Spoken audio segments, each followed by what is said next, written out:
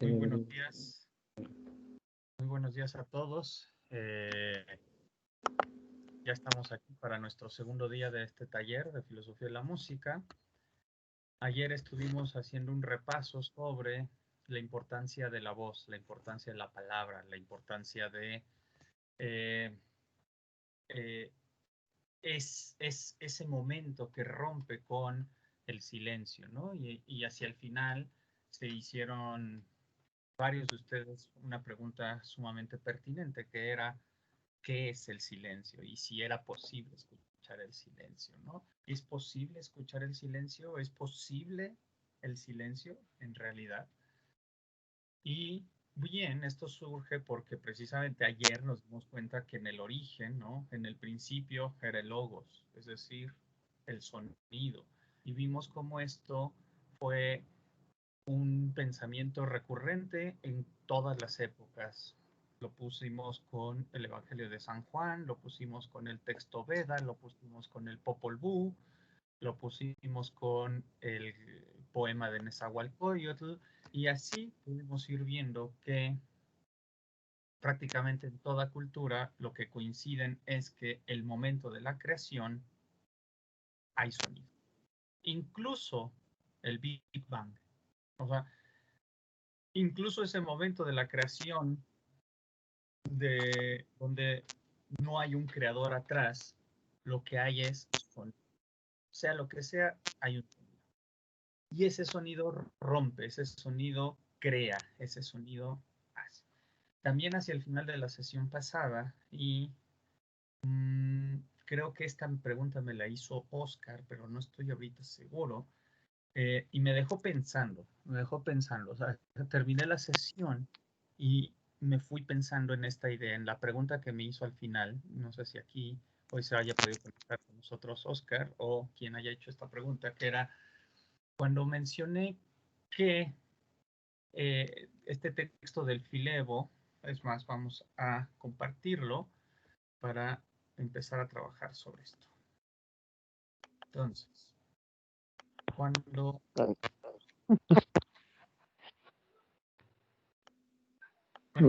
mencioné el texto del Filebo,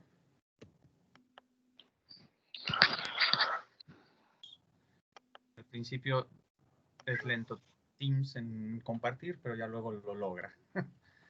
Entonces, me dicen, por favor, cuando ya puedan ver la presentación.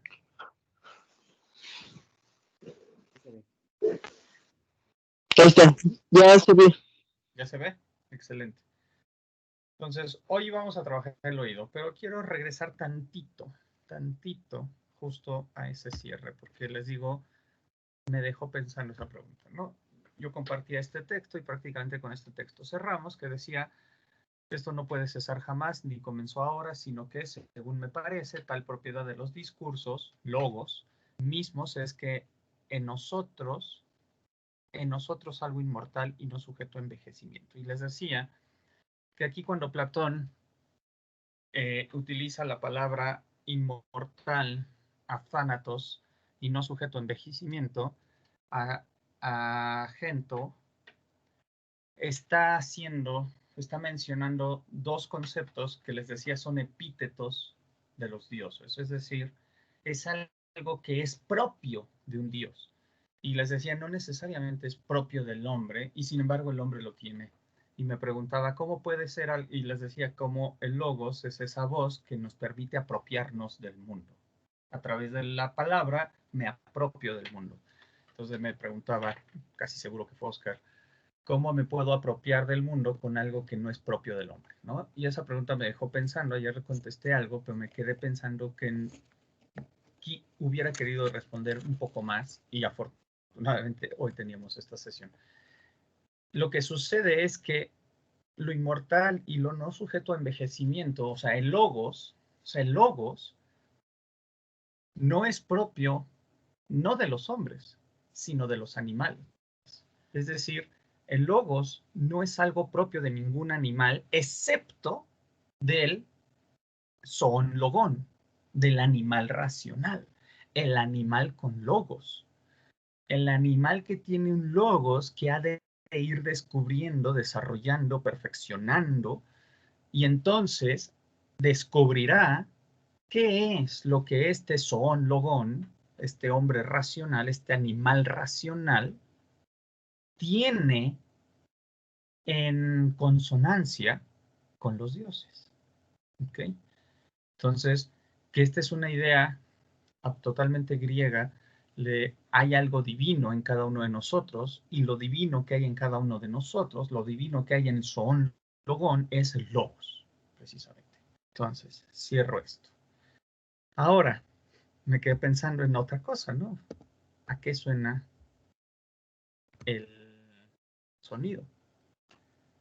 Y vamos a ver.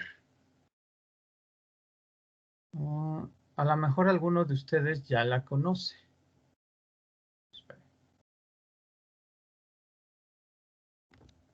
Me olvida que aquí, cuando tengo que compartir, tengo que meterle siempre el incluir sonido. A lo mejor ya conocen esta pieza. Se llama 4:33, 4 minutos 33 segundos de John Cage. No sé si la conozcan o no, pero se las voy a poner. Les voy a poner un fragmento. Y ahorita les explico esto.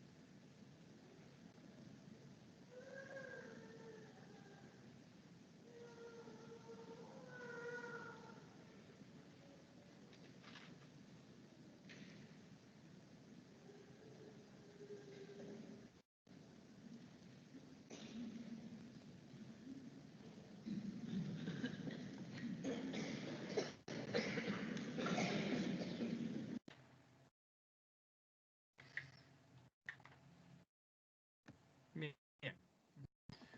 ¿Qué les pareció esa pieza? ¿Alguno ya la conocía? Yo sí. O sea, que a ti no te sorprendió, Julio. Y tú, querido Jesús, qué bueno verte de nuevo, Jesús. ¿Qué tal? Buenos días a todos. Buenos días, Jesús. Bueno, Dime. sí, yo lo conocía con Julio porque una maestra nos había dicho que había una pieza que se llamaba 4:33 y dijo, bueno, esta es mi versión. Y hizo literalmente lo mismo, o sea, se quedó sentada y el ruido del exterior era o sea, todo el ruido que estábamos haciendo era la pieza. Exacto. Es una pieza hasta cierto punto famosa. John Cage incluso escribió por ahí un artículo sobre ella. Es silencio. Cada quien la puede interpretar como quiera, porque son 4 minutos con 33 segundos. Sin embargo, se dan cuenta que no existe el silencio. Está quien tose, está el niño que balbucea, está la gente que se mueve, incluso los mismos músicos llegan a emitir algún tipo de vibración sonora, porque es inevitable, ¿no?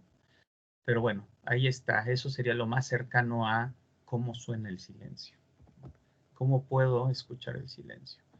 Regresemos a esta presentación y ahora sí, como la sesión de ayer, que vimos la voz, hoy trabajaremos el oído, ¿no? Hoy ya veré más o menos a dónde nos lleva la sesión de hoy, el oído y la evolución, porque lo que yo quiero lograr conectar es que podamos ver cómo el ser humano, la música en el ser humano es natural, es una parte, es una esencia humana.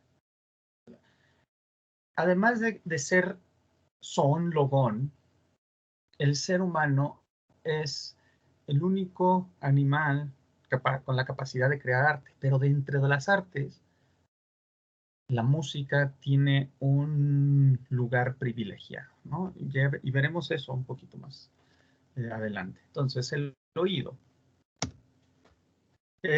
Un músico, Ernst Bloch, dijo esto. Como ayer, los quiero invitar a que me acompañen leyendo los textos que voy poniendo. Entonces, ¿quién se anima?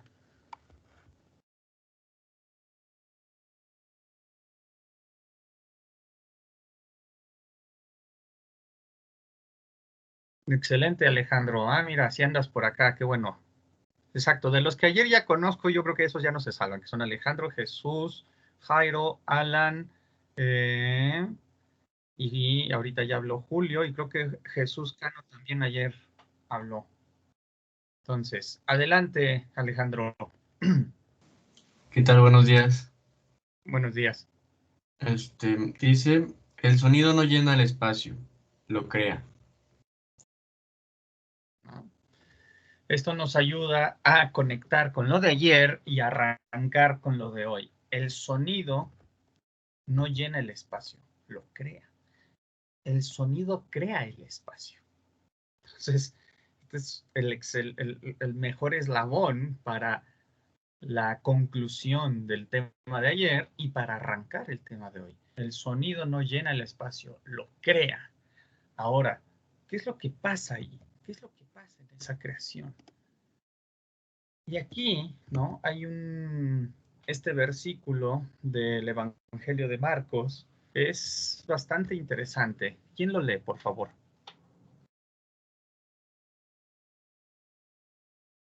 Adelante, Oscar. Ahí también está Priscila. Perfecto, Priscila. Tú leerás el siguiente, Priscila. Quien tenga oídos para oír, que oiga. Atiendan a lo que escuchen. Fíjense, este pasaje del Evangelio no nos dice, vean, no le habla al ojo. El que tenga oídos para oír, que oiga. Atiendan a lo que escuchen.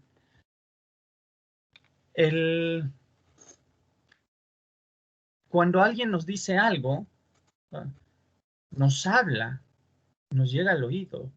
Es decir, hay un factor relevante en la escucha. Escuchar, ¿qué significa? ¿Por qué el que tenga oídos para oír, que oiga? ¿Qué hay ahí? ¿Qué les dice este pasaje?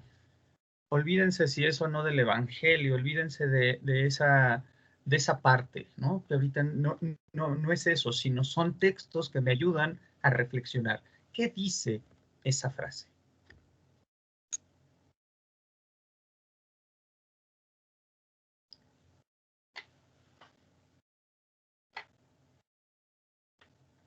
Adelante, Alan. Pues, bueno, me remite a esta frase popular de 30 por un oído y le sale por el otro. Esa frase pues, se refiere cuando una persona en sí no atrae la atención, ¿no? No captó el mensaje que se le fue dirigido. Entonces, pues sí, en sí esta frase, pues encierra este concepto de que a veces no ponemos tanta atención a lo que nos llega al oído, ¿no? ¿Y Y, eso? y Sí, eso provoca sigue. una, pues sí, una falta de atención, ¿no? Exacto, hay una falta de atención. ¿Y qué pasa cuando no pones atención, cuando no oyes bien? es como si no hubiera sucedido nada. ¿Te das cuenta? La primera parte de la creación, que es la voz, queda increada si no hay un oído que la escuche, si no hay un algo que sea ese receptáculo, ¿no? Y esta idea de te entra por un oído y te sale por otro, van a ver adelante, ahorita traigo una filmina de eso, que yo creo que por ahí, de estas ideas ancestrales, viene esa idea. Gracias, Alan. También levantó la mano Oscar. Y no me he olvidado de ti, Priscila, para la siguiente lectura. Adelante. Pues sería el caso de que muchas veces nos dicen que cuando no prestamos atención es porque no escuchamos, pero realmente se da el caso de que una persona está recibiendo tantos estímulos de sonido por todas partes. Bueno, yo conocí a un amigo que era autista y me explicaban que no es que él no pusiera atención, sino que él captaba hasta el sonido más mínimo con una alta resolución. Y me decían que por eso él a veces se distraía, no es que no escuchaba, sino que no podía entender siempre todo lo que él recibía. Entonces creo que ahí entraría ese concepto de que te entra por un oído y te sale por el otro. O sea, sí te estoy escuchando, pero realmente mi cerebro no está comprendiendo o no te está poniendo atención a lo que tú me estás diciendo. Ok. Y además mencionaste un caso muy interesante, que es el de los autistas. Efectivamente, el autista no es una persona irracional, no es una persona tonta, no es una persona sin logos. Es todo lo contrario, es una persona que tiene logos al tope. En donde mientras cualquiera de nosotros tiene un aparato sensorial que le permite, si ustedes ya vieron Aristóteles, los sentidos internos, que tiene un sentido común, que le permite distinguir y seleccionar qué va dónde, a qué hora y cómo, y al mismo tiempo cómo logra unir la dureza de la pared con la blancura de la pared. El autista no tiene esa capacidad. El autista es una persona que recibe todos los estímulos sensoriales en acto y al mismo tiempo con una intensidad que nosotros no entendemos. Por eso no es casual o no es raro que los autistas tengan oído perfecto, o en castellano se llama oído absoluto, ¿no? Hay oído absoluto, hablando del oído, son estas personas que son capaces de decirte qué notas están sucediendo en el día a día, ¿no? Yo tuve un amigo que estudió en el conservatorio un tiempo y me platicó una de las primeras clases que tuvo. El profesor dejó caer las llaves de su bolsillo y les preguntó qué notas emitieron. Claro, los más entrenados fueron capaces de decir, ahí hubo un re sostenido de cuarta, o aquí hubo un do con cuarta aumentada, yo qué sé. Eso es oído absoluto.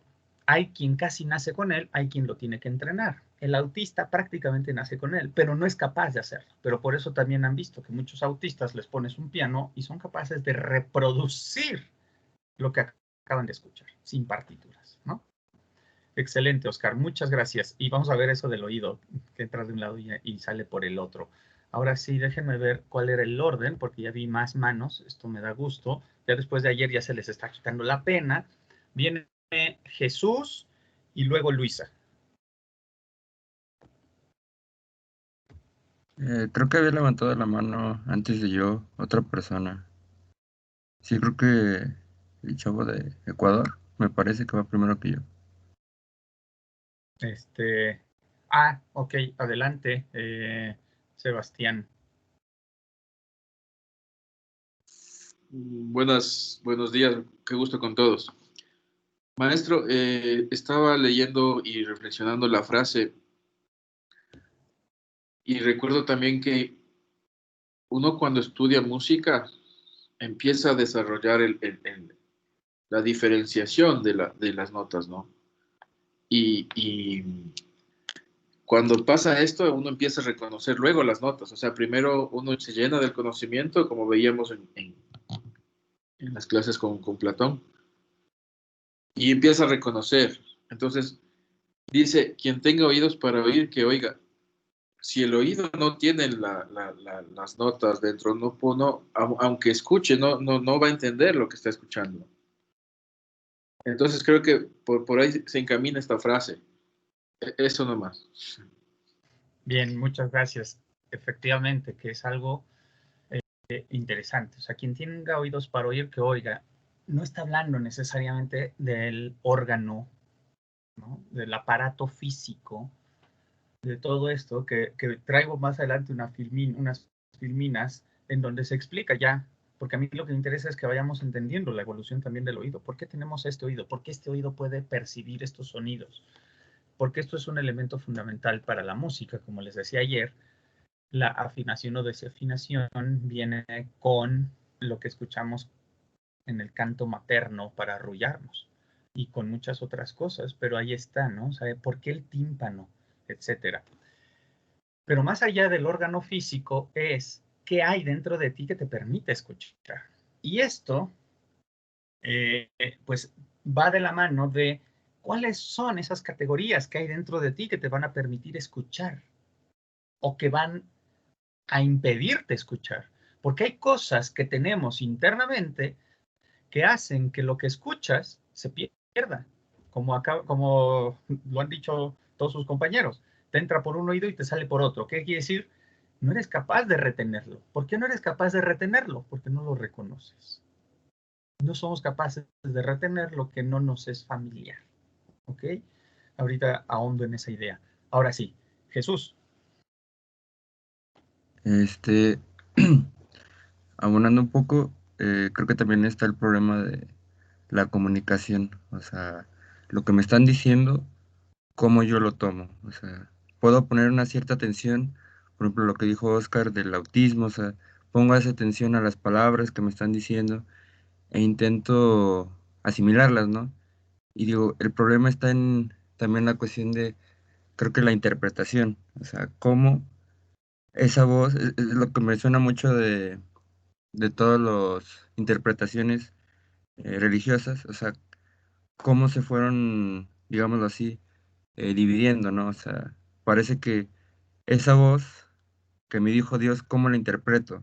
O sea, también es una cuestión muy interesante, o sea, cómo, no solo una cuestión de oído, o sea, qué conceptualización me está diciendo Dios, o sea, parece ser que es un tema muy interesante también en la escritura de, parece ser que el traductor es alguien que traiciona, porque de alguna forma no está dando el mensaje como debería de ser.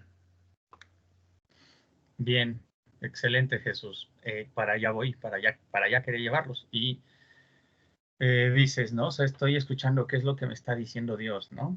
Y esto, ayer de qué hablé, ayer que fue una de las frases que dije, esa no venía en la filmina, pero que dije, no solo de pan vive el hombre, sino de toda palabra que sale de la boca de Dios. 4:4. ¿Por qué? Porque esto es lo que, estas son las notas de las que nos hablaba Sebastián, que se espera que uno tenga para que el que tenga oídos, que oiga, que pueda, o sea, ¿cuáles son esas voces que ya lo han alimentado? ¿No? El hombre vive de la palabra de Dios, pero la palabra de Dios es la creación. La palabra de Dios es el sonido del universo. La palabra de Dios es a qué suena el mundo. Es esa armonía que estoy construyendo. Son esas melodías que me voy encontrando en el mundo. El que tenga oídos, que oiga. Es decir, que preste atención. Y junto con eso, ya verán qué sucederá. Después de la participación de Luisa, paso a la siguiente filmina. Buen día, maestro. A mí solamente me gustaría como decir dos conceptos, bueno, o más bien dos palabras que me llamaron mucho la atención de esta cita, que es el oír y el escuchar. Porque, o sea, parecería que es igual, pero no es lo mismo en realidad. Cada uno tiene como diferente significado, y por lo que dice ahí, tiene mucho que ver con el significado que se le da normalmente. Quien tenga oídos para oír, que oiga. O sea, para oír necesitas tener oídos, pero para escuchar necesitas atender o de cierta forma como analizar lo que estás oyendo. Excelente. Que en realidad a ella le gusta que le digan Aris. Así como ayer les preguntaba a ustedes qué nombre prefieren. Aris es de mis alumnas, a las que ahorita le estoy dando clase, y le gusta más Aris. Muy bien, Aris, porque ahí acabas de dar en el clavo en este último punto. El que tenga oídos, esto, y todo el oído externo, el oído medio y el oído interno, que oiga, atiendan a lo que escuchan. Oír, sencillamente oír, implica un ejercicio pasivo. Me quedo quieto y escucho. Escucho el cantar del ave, escucho el avión que pasa, escucho el ruido del motor, escucho la licuadora, escucho la aspiradora, escucho una canción. Eso, ese es el oír, el que se logra solo por el mero acto de tener un órgano que te lo permite. Sin embargo, escuchar es, y aquí está otra vez eso hermoso, ponerle logos a lo que oíste. Escuchar es que prestes atención. Y para prestar atención tienes que meter el logos en eso. Entonces ahí es cuando el niño oye las palabras, el bebé oye las palabras. Y poco a poco, de tanto que las oye, las repite. Como cualquier loro, ¿ok? Yo por eso menciono que la racionalidad, el logos auténticamente humano, el son logón, no queda manifiesto con el mero hecho de que un bebé diga mamá, papá, leche, agua, porque eso lo dice un loro. Cualquier perico te repite palabras, pero no sabe lo que está repitiendo. Sabe lo que está repitiendo cuando le mete logos, cuando escucha lo que dice y lo puede formular en un enunciado con sujeto, verbo y predicado. Entonces sí, ya estamos hablando de un lenguaje. Vamos a la siguiente. Ahora sí, Priscila, ¿me ayudas, por favor? Sí. El sonido es el choque transmitido a través de los oídos por el aire, el cerebro y la sangre hasta el alma, y por el movimiento producido por este choque, que comienza en la cabeza y termina en la región del hígado. Es la audición. Antes de que yo empiece con la interpretación de este texto, de este pequeño pasaje del Timeo de Platón. Como saben, el Timeo de Platón es un texto donde Platón desarrolla toda su visión cosmológica y es la síntesis más importante que se tiene del conocimiento científico de la antigüedad, porque en él vemos todo lo que se sabía de astronomía, todo lo que se sabía de física, todo lo que se sabía de geometría, de matemáticas, todo lo que se sabía de medicina, todo lo que se sabía de biología. O sea, si lo han leído, seguramente les costó un montón de trabajo. Cuando uno es alumno de filosofía, te dejan leer el Timeo, dices, no entendí nada, y eso es absolutamente normal. Pero es un diálogo que merece la pena darle otras 4 o 5 lecturas. Y incluso recordarán, y si no lo recuerdan, les ayudo a recordar eso. Platón explica en este diálogo cómo es la visión, ¿no? O sea, ahorita hablamos de la audición, pero ¿cómo es la visión? Y Platón dice que todo lo que entra en el ojo queda cruzado adentro. ¿Cómo lo supo? ¿No? Algunas intuiciones a partir de entender precisamente y la óptica no es más que geometría. O sea, si yo en un objeto cóncavo le pego un rayo de luz, veo lo que pasa. Si el ojo es esférico, seguramente le está pasando lo mismo. ¿Quién quiere animarse a interpretar este fragmento, este texto?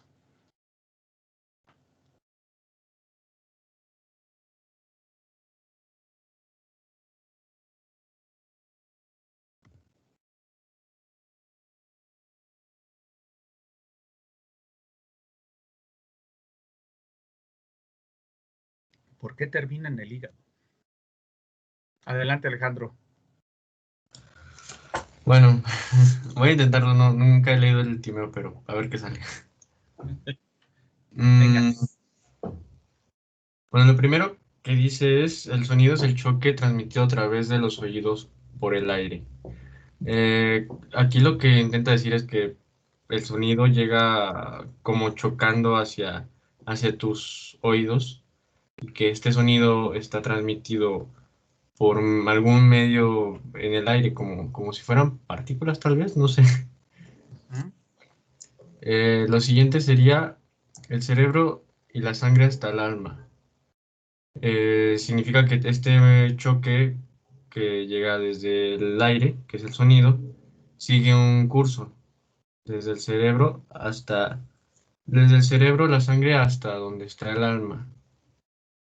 Y después dice, y que por el movimiento producido por este choque que comienza en la cabeza termina en la región del hígado. Eso último del hígado no tengo la menor idea de qué sea, pero probablemente, no sé, a lo mejor tiene que ver con alguna emoción, eso del hígado, que produce alguna emoción. Y bueno, creo que es lo que puedo sacar. Excelente, Alejandro. Pues muy bien, de eso se trata. Ojalá y se animen a leer el Timeo, pero lo que me gusta es que ahorita se animen a tratar de interpretar textos, ¿no? Aquí no hay cosas buenas o malas, sino un ejercicio auténticamente filosófico. Entonces, efectivamente, nos está describiendo cómo es la audición. El sonido es el choque transmitido a través de los oídos, o sea, el choque transmitido a través de los oídos por el aire, el cerebro y la sangre. Entonces, el aire entra al oído y empieza a rebotar, llega al cerebro y Platón además asocia que eso se mezcla con la sangre y llega al alma. ¿Ok? Y que por este movimiento, por el movimiento producido por este choque,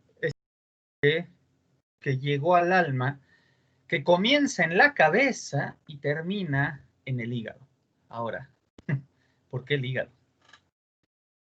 En el Timeo, ustedes recordarán que en República 4, Platón hace, por primera vez desarrolla lo que es el alma tripartita, que luego lo volverá a desarrollar en el Fedro y luego lo volverá a trabajar precisamente en este diálogo Timeo, que es posterior a los dos anteriores.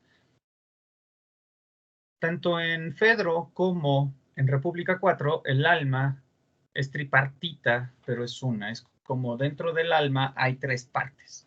La parte del logos, la parte del thimos, que es la cólera, y la parte de la epithimia, que son los apetitos. Lo que va a hacer en Timeo es dividir y no decir que hay un alma con tres partes, sino que el ser humano tiene tres almas. El alma racional, el alma colérica y el alma apetitiva. Ya podrán ir viendo de dónde sacó Aristóteles toda su idea de los tres tipos de alma. Y de estas tres, la única que es inmortal es la racional. Y la apetitiva, y además dicen, ¿no?, dónde se ubican. El alma racional se ubica en la cabeza por ser la parte esférica del cuerpo que asemeja a la perfección, porque la esfera es lo que hemos encontrado en este mundo que es más perfecto. Y lo que parece más esférico en el ser humano es la cabeza. Por eso ahí está la razón. Luego, en la parte de lo que sería el pecho, estaría el alma de la cólera, el thimos, que los latinos llamarán voluntad, esa que de alguna manera está depositada en el corazón, ¿no? Que nos lleva a la acción, a actuar, al querer, etc. Y finalmente, el alma apetitiva está depositada en el bajo vientre, que es la propia de los deseos. Y eso, pues, está en la región del hígado. Por otro lado, el hígado, para los antiguos egipcios, y es una tradición que importan los griegos, era la sede de la adivinación, la sede de los sueños, la sede que te permitía conectarte con lo divino. Entonces aquí el hígado tiene un doble sentido. El hígado como aquello que te permite unirte a lo divino, podríamos casi decir que aquí el hígado está haciendo las veces del inconsciente freudiano. Porque sin que tú te des cuenta, se conecta a través del sueño con la deidad. Al mismo tiempo que es en donde está depositada toda la emoción. Entonces, aquí podemos ir viendo qué es la música. ¿Es razón o es emoción? De acuerdo a esto, si el sonido es esto, ¿qué sería la música? Si el sonido es algo que llega a la cabeza y de la cabeza baja al hígado, ¿es la música más racional o más emocional? ¿Hacia dónde impacta la música? El sonido entra acá, llega acá y desciende al hígado. Cuando ustedes escuchan música, ¿qué parte de su cuerpo es la que se altera? ¿La cabeza, el corazón, las vísceras?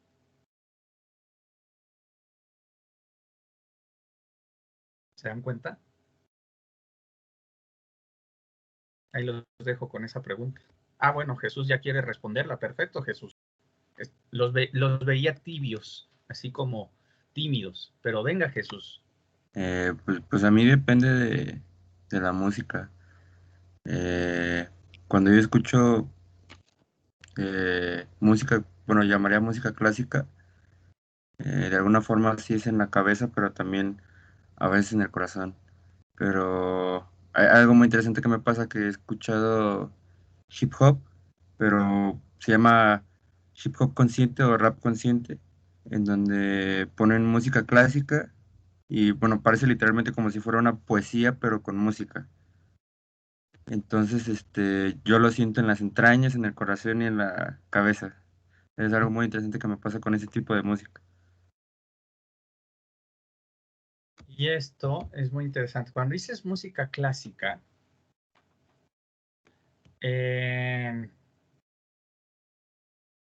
¿qué estás pensando? Porque ahorita te voy a decir por qué. Hay mucho, o sea, dentro de la música clásica hay una variedad gigante.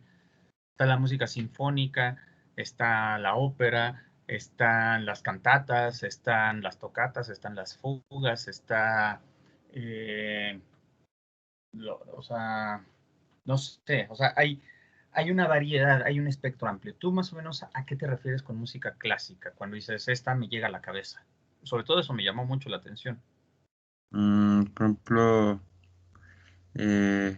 no sé llamar Chopin, o sea, cuando escucho Chopin, o es que es más como tiempo de romanticismo, que pues, de alguna forma es más ahí cuando empieza a emerger esa cuestión de más sentimental, ¿no? Más, bueno, no sé si Chopin es de, porque más o menos eh, es lo que he escuchado como esa característica de Chopin, de más una narración de algo sentimental, ¿no? Bueno, es lo que yo he interpretado de esas canciones.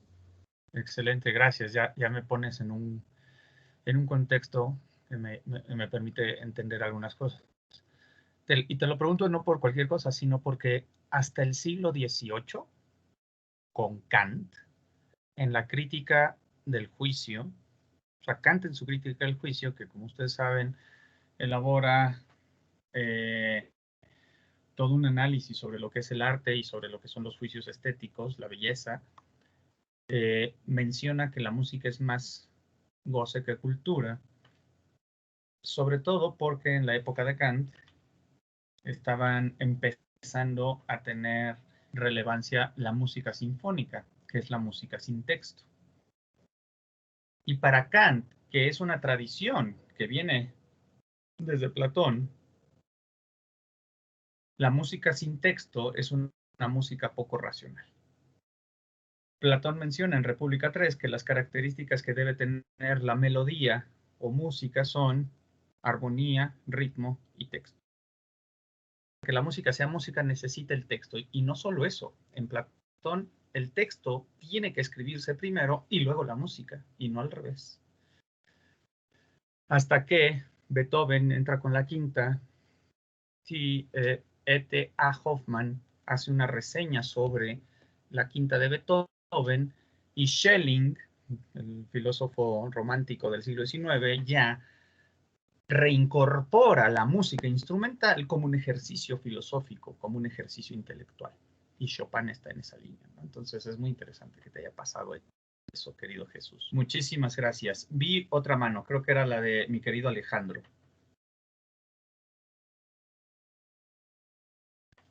No, yo no tenía la mano levantada. Ah, no, alguien la había levantado, ¿ya no? Ya la bajaron. Adelante, Adriana. Bueno, yo quería hacer un comentario respecto a lo de que ahorita dijo Jesús, pero más bien va como encaminado a que yo siento que la música, de alguna manera, hay un proceso como sensitivo y también al mismo tiempo hay un proceso racional, porque, bueno, por ejemplo, en el caso que mencionaba de música clásica, a mí me ha pasado que, pues, por el hecho de que no tiene palabras, pues empiezo como en mi cabeza a imaginar una situación o como pensar en algo que va relacionado con el sonido.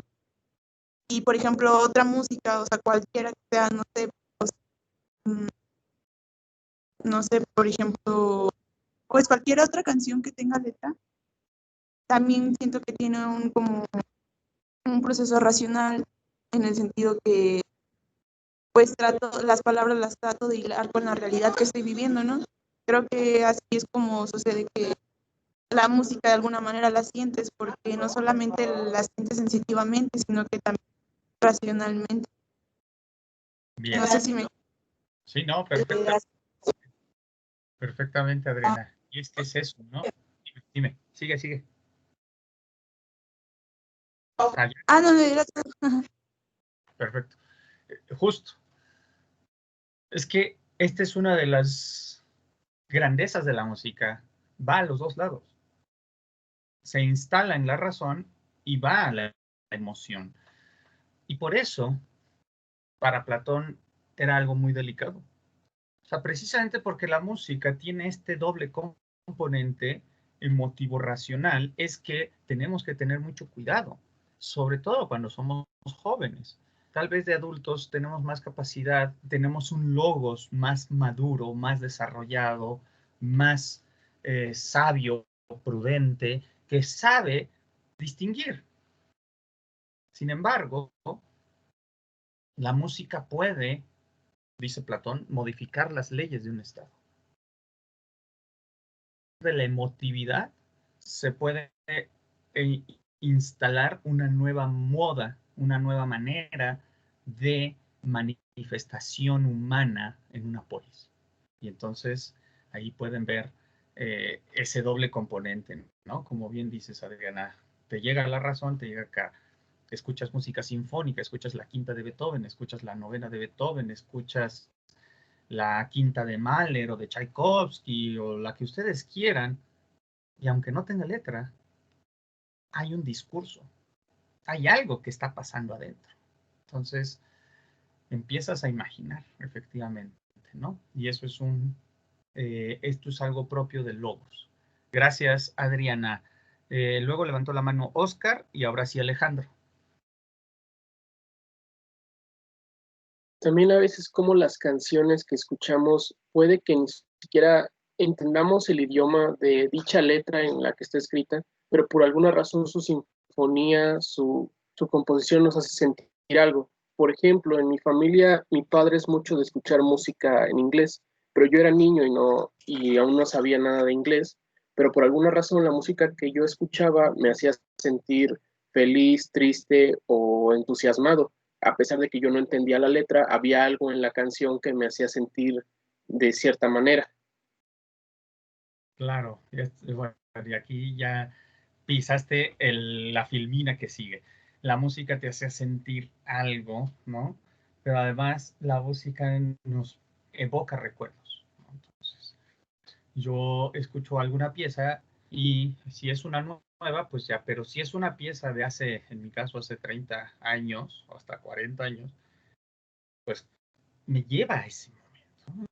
Entonces, esa evocación de lo que uno escucha genera toda esa otra, todo ese otro movimiento cognitivo-afectivo, por decirlo de alguna manera, ¿no, Oscar? Perfecto, muchas gracias. Ahora estaba Jesús primero y luego Alejandro.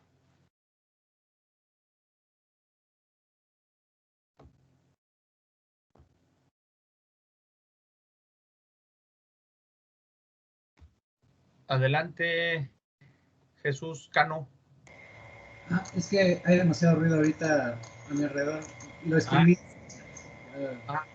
Cuando dices lo escribí, ahí yo tengo un tema. ¿Dónde lo escribiste? ¿Eso dónde lo leo? Hay una opción al lado de levantar la mano, al menos desde la perspectiva que yo tengo, y ahí viene el chat de la conversación que hay aquí. Si quieres, te lo leo. Gracias, querido Jorge. Dice, creo que la música afectará en mayor medida al cuerpo humano conforme uno le preste más atención a este ejercicio. Según George Steiner, no sé cómo se pronuncia, parafraseándolo, él describía la apreciación de la música como un ejercicio riguroso que uno debe darle su tiempo dedicado únicamente a esta actividad. No es algo que debamos hacer automáticamente como cepillarnos los dientes o hacer cosas cotidianas. Entre más nos adentramos a esta actividad de forma formal, más entendemos y apreciamos de ella.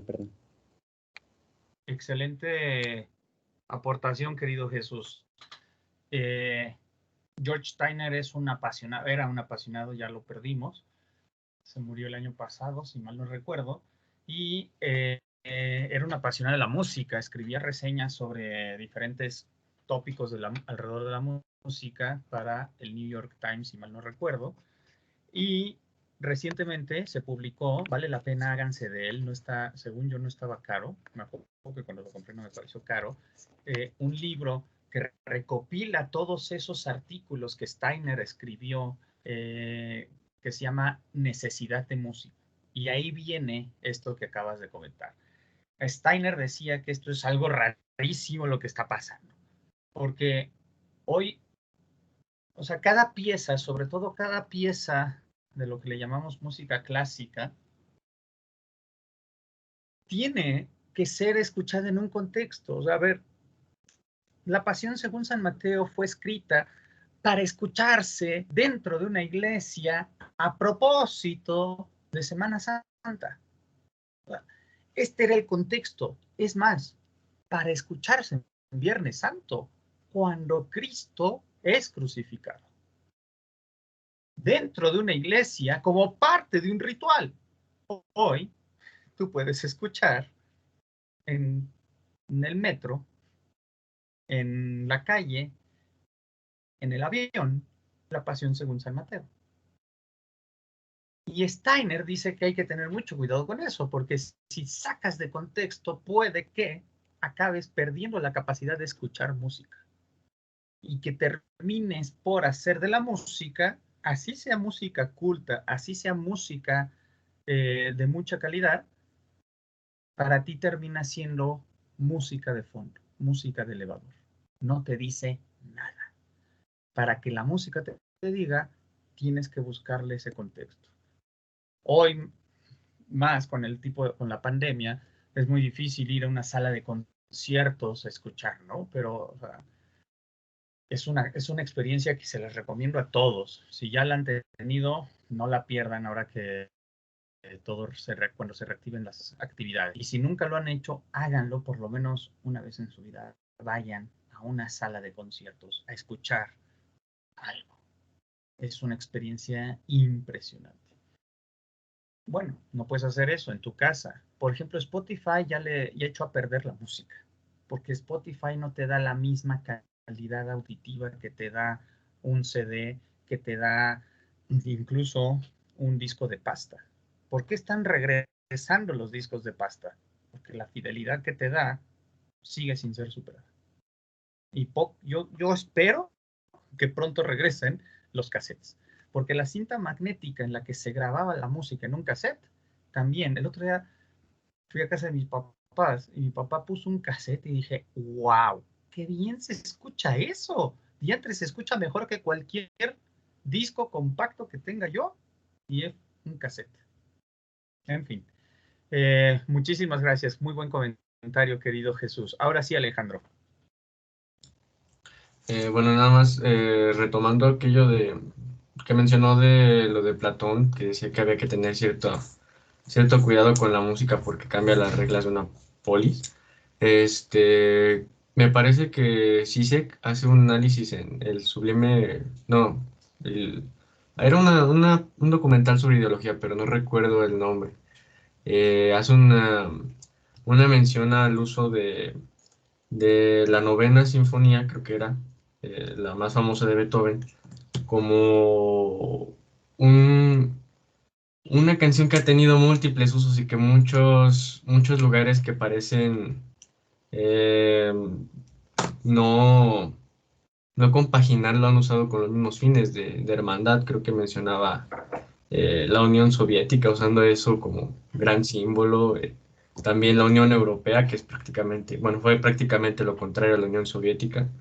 Y creo que también ese documental mencionaba también el uso de la música en la campaña nazi, donde intentaron exacerbar lo alemán, generar un sentimiento de lo nacional, y realmente la gente se sentía orgulloso de su país, ¿verdad? Pero probablemente no comprendían mucho de la música que escuchaban. O sea, sí estaba muy padre, era alemán y tal, pero no comprendían totalmente. Sin embargo, les provocaba una emoción y sin embargo cambiaban ciertos aspectos de su pensamiento. Entonces sí, creo que la música, pues no solo tiene un poder de dominación muy grande, sino también puede tener un poder de liberación muy grande si se usa de manera correcta, ¿verdad? Bueno, eso sería todo de mi parte. Gracias, Alejandro. Muy, muy, muy buena aportación. Efectivamente, y esto también es algo que trabaja muy bien Walter Benjamin. La música y cualquier arte en realidad, o sea, parte del éxito de la Alemania nazi fue Goebbels y su capacidad para la propaganda. La propaganda es cómo muevo las emociones de los ciudadanos para que crean en mi proyecto. Y Goebbels fue un maestro, sobre todo con carteles, pero la música, bueno, la pieza favorita de Hitler era Las Valquirias de Wagner, si ustedes recordarán. Y efectivamente, la música puede ser un instrumento ideologizante al servicio de una ideología y no necesariamente al servicio del bien, al servicio de la verdad, al servicio del bienestar de la polis, sino todo lo contrario. Y justo esta es la razón por la cual Platón está cuidando tanto la música. Porque si ustedes recuerdan, en la República lo que Platón apunta es a un filósofo rey, es decir, una aristocracia en donde gobiernen los mejores para poder, o sea, llevar el bien y la felicidad a toda la ciudadanía. ¿Y cuál es el sistema que tiene Platón contra el que está luchando? Contra la tiranía. O sea, Platón está oponiendo la tiranía a ese mejor sistema. Entonces, ¿por qué? Porque la tiranía podría usar la música, pero en contra de la ciudadanía, haciéndole creer a la ciudadanía que eso es lo mejor para ellos, ¿no? Efectivamente, la música tiene un gran tema, como dices, por un lado, para usos privados, pero también puede ser una gran liberadora. Ayer ya no me acuerdo quién lo mencionó, no me acuerdo si fue Jairo, alguien lo mencionó ayer, que tomó un curso de musicoterapia. Bueno, la musicoterapia es real. Y eso tiene que ver ahorita con lo del oído. El oído te entra por uno y te sale por otro, pues es que son los lóbulos temporales. Ahorita hablo de eso. La musicoterapia es cómo la música puede ayudarte a corregir conductas, patrones, creencias y hasta te puede enseñar a volver a caminar cuando tras un accidente perdiste la habilidad de caminar y no por una lesión de columna. Entonces la música es poderosísima, ¿no? ¿Y por qué es poderosísima? Pues porque en el inicio había música. Gracias, querido Alejandro. Aris. Sí, yo también, como todos, creo, que la música tiene que ver con ambos, es racional, pero también es emocional. Y también yo creo esto porque de forma científica se han hecho demasiados estudios que comprueban que la comprensión musical es una actividad bihemisférica.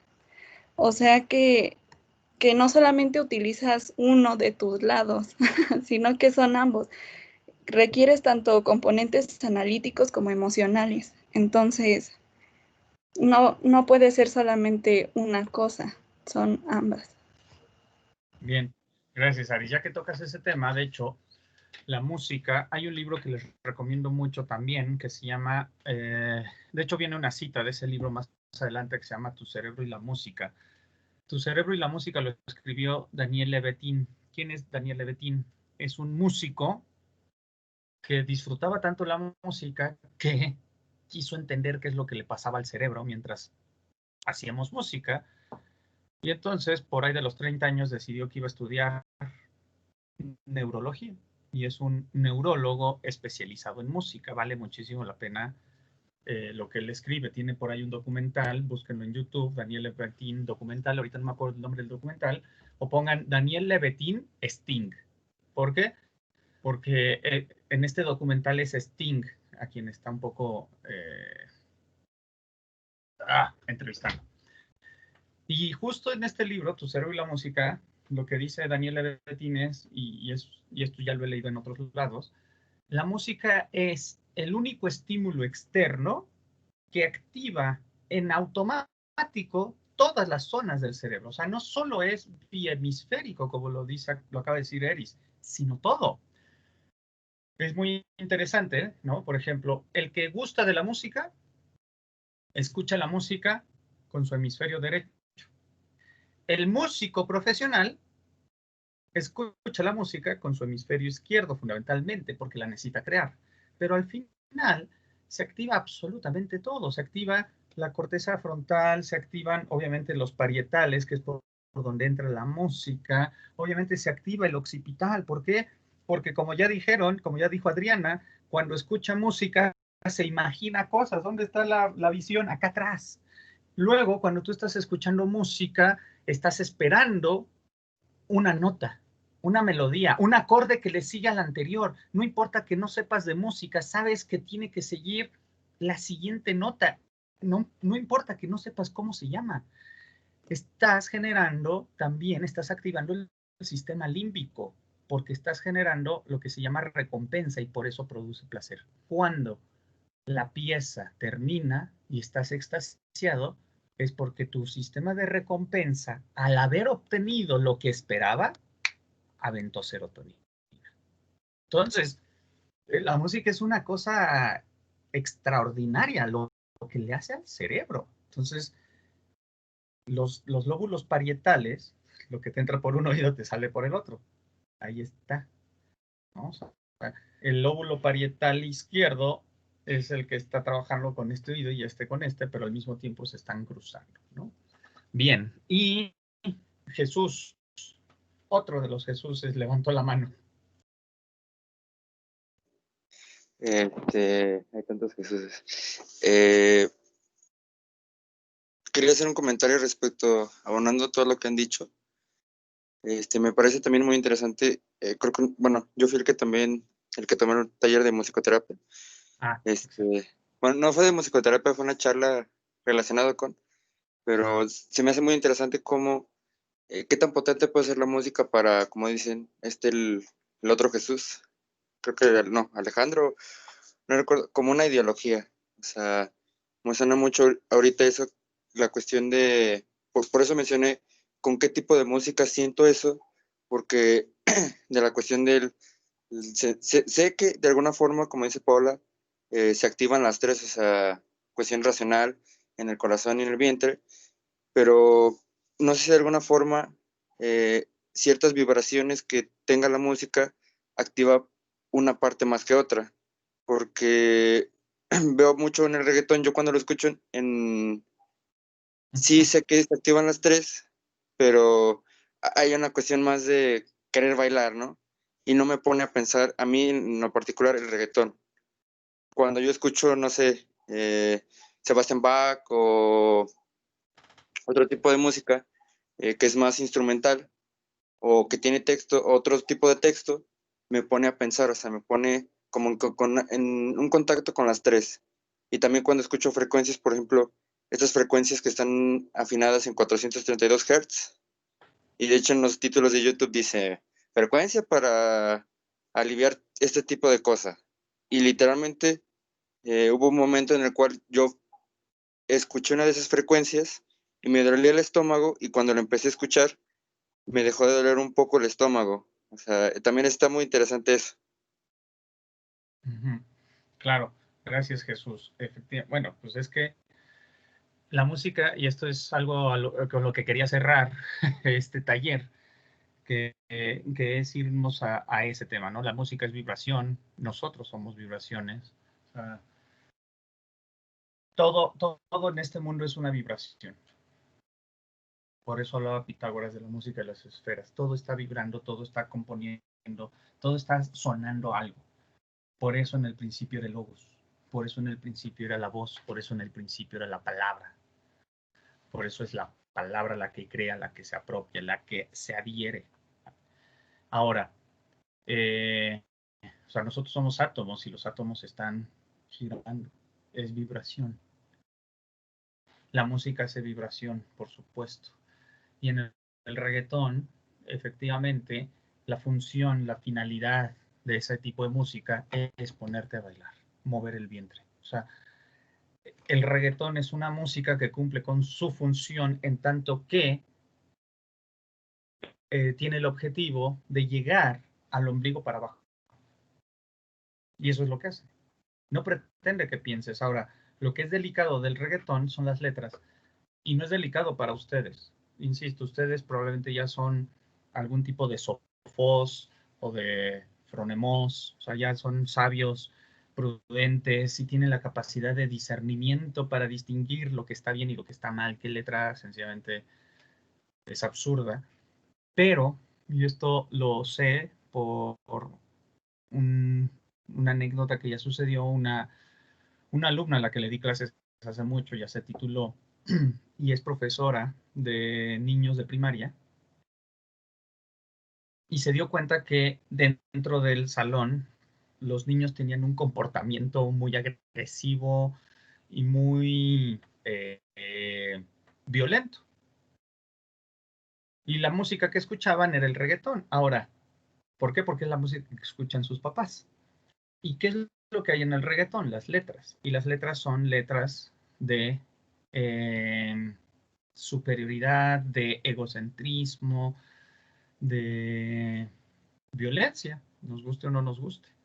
El adulto lo puede discernir y decir, yo me quedo porque lo que quiero es bailar, baila. Pero el niño no. Y entonces cuando se dio cuenta esta persona, esta maestra, de lo que estaba sucediendo, decidió empezar sus clases con música, pero con otro tipo de música. Y me dice, es increíble el cambio. Les empecé a poner otra música y empezaron a comportarse diferente. Claro, la música te vibra y la música te transforma. Muy bien, vamos a pasar a la siguiente. La siguiente filmina, esa todavía nos puede dar para otro rato. Si este pequeño pasaje del Timeo nos dio para este análisis, imagínense esta que viene a continuación. ¿Quién me ayuda leyendo estos dos textos? Adelante, Alan. A ver. Ahora sí. Inteligentes los animales, si bien no aprenden, son aquellos que no pueden escuchar sonido alguno.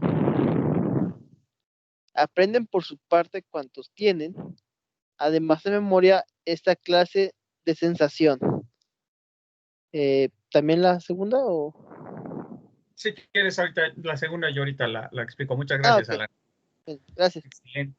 Fíjense, Aristóteles aquí, y esto es al inicio de la metafísica, nos está diciendo, los inteligentes son los animales, si bien no aprenden, son aquellos que no pueden escuchar sonido alguno.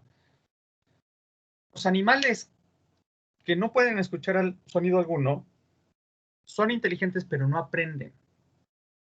¿Ok? Aprenden por su parte cuantos tienen, además de memoria, esta clase de sensación, es decir, el oído. Esta afirmación de Aristóteles es muy, muy interesante.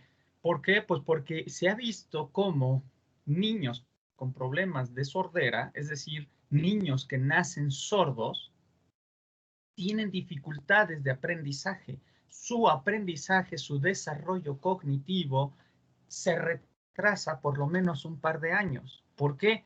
Porque no son capaces de escuchar el mundo. Al no ser capaces de escuchar el mundo, no son capaces de nombrar el mundo, porque acuérdense, todo niño es sordomudo. Todo niño que nace sordo es sordomudo. ¿Por qué? Porque tú hablas lo que escuchas. Tú reproduces vocalmente lo que te llegó al oído.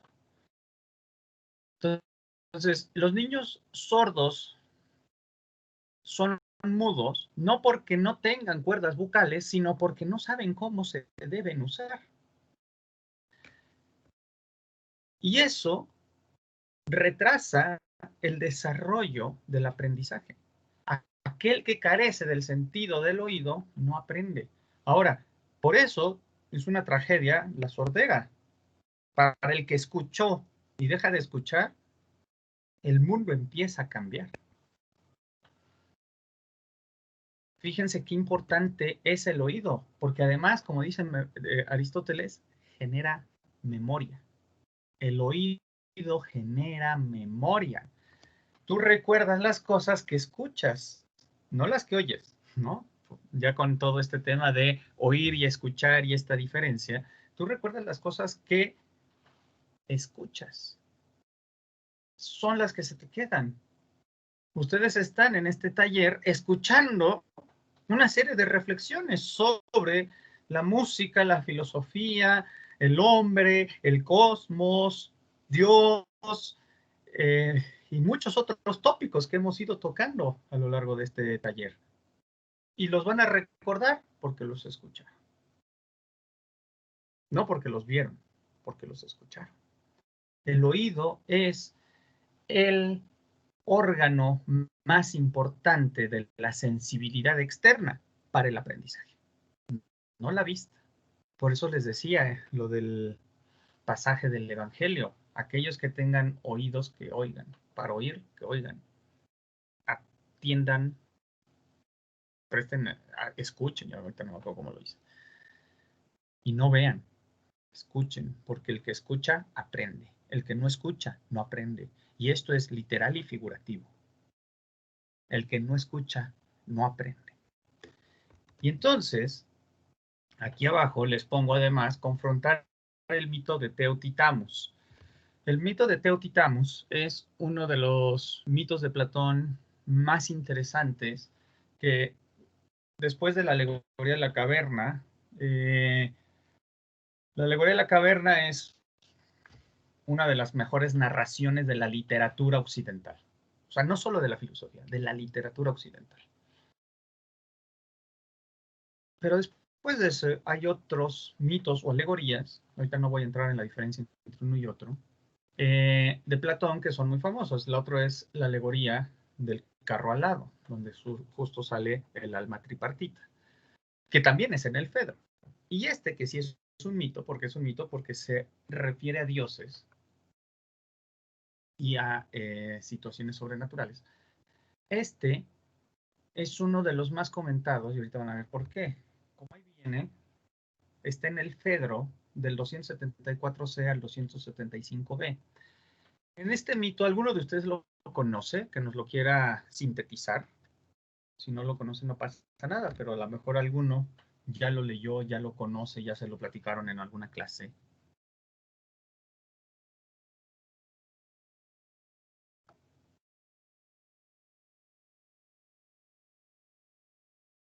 ¿Nadie?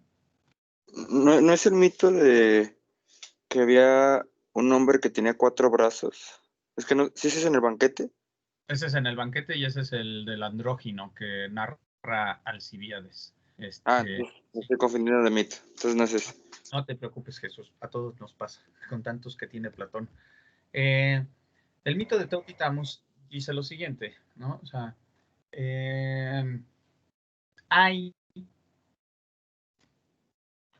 Sócrates narra esto y dice, había en el antiguo Egipto un rey que era Tamus, a quien llegó Tot, el dios Tot, el dios egipcio Tot es el dios Tot o Teut.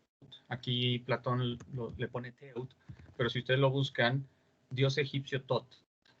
El dios egipcio Tot es el dios de la escritura, el dios del cálculo, el dios de las matemáticas. Incluso se ha dicho que los antiguos egipcios también tenían su Biblia. Su Biblia era el libro de Tot. O sea, el libro que Tot le dio a los egipcios para que aprendieran y se desarrollaran como la civilización que fue.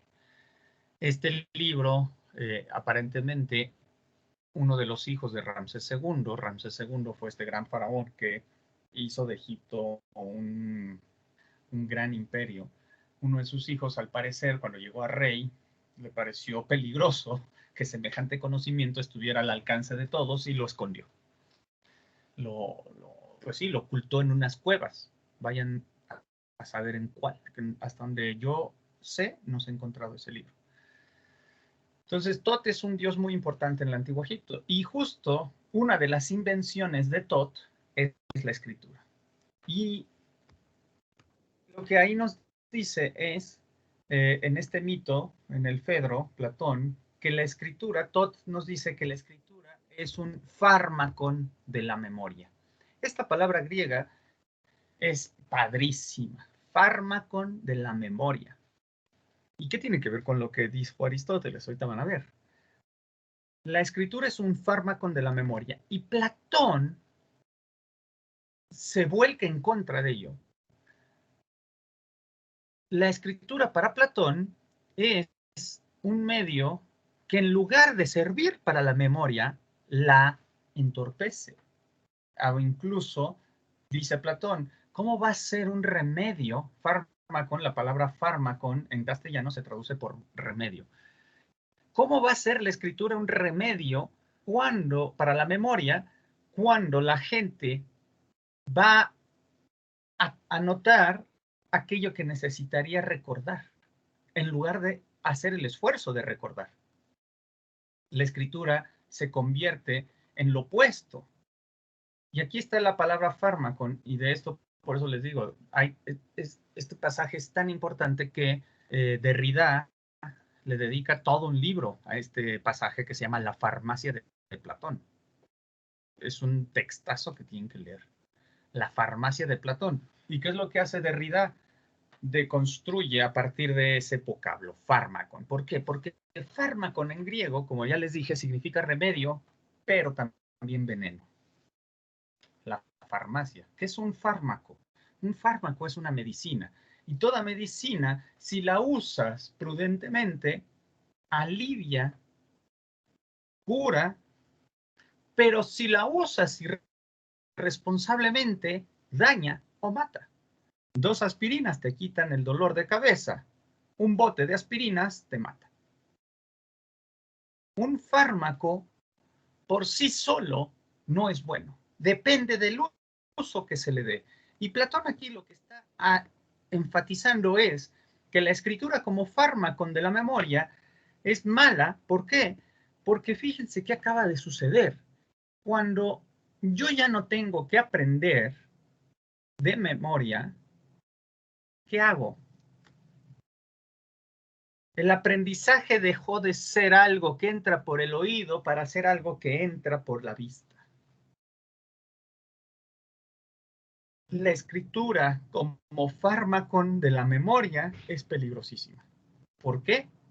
Porque hace que dejes de escuchar. Porque hace que olvides este sentido. Un ciego, ¿qué es lo que desarrolla? El oído. El oído que ya quisiéramos muchos, a los que nos gusta la música. Seguramente el oído que tiene un músico profesional que sí tiene esa capacidad de detectar un montón de cositas. ¿Por qué? Porque cuando ya no tienes visto, el órgano que te orienta es el oído. Entonces, la escritura es un fármaco de memoria. La escritura nos echa a perder la memoria. Porque hace que el aprendizaje pase del oído a la vista. Y en la vista, Aristóteles decía, tanto en la metafísica como en el de ánima, la vista es el sentido que más información le reporta al hombre, pero también es el sentido que más engaña al hombre. A mí hay un ejercicio mental que siempre me gusta usar. Para los que tienen pareja o han tenido pareja, si no tuvieran vista, ¿tendrían la misma pareja? Porque a veces la vista nos hace ver lo que no hay y no nos permite ver lo que sí hay. A veces la vista nos engaña pensando que tal persona, porque a la vista le parece atractiva, es internamente atractiva. Lo que yo tendría es que aprender a escuchar a las personas. Y fíjense qué importante es eso. La vista de esa persona que me parece atractiva hace que ya no la escuche. Porque si la escuchara, a lo mejor hubiera decidido no. Escucho cómo piensas. Escucho cómo hablas. Escucho cómo te expresas del mundo. ¿Sabes qué? Estarás muy atractiva, muy atractivo, pero paso. La vista nos engaña. Les voy a poner, y esto además, ¿por qué tiene tanta relevancia? Pues porque, como ustedes recordarán, en la antigua Grecia,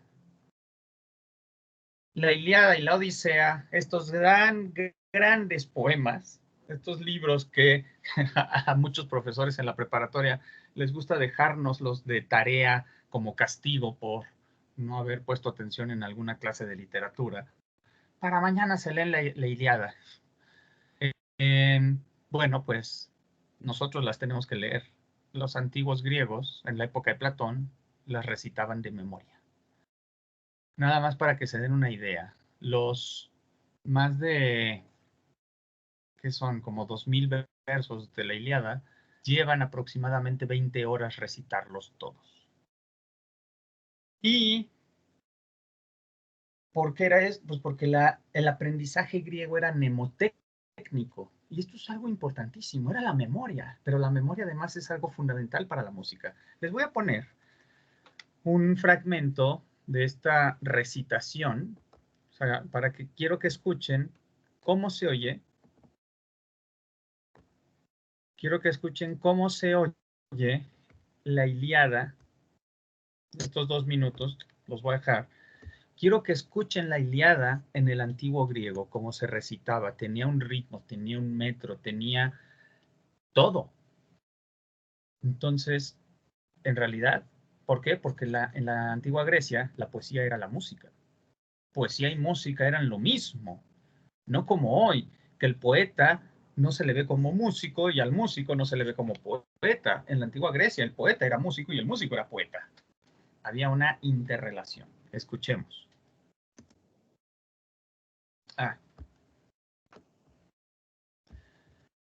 Esperen. Olvidé compartir el audio.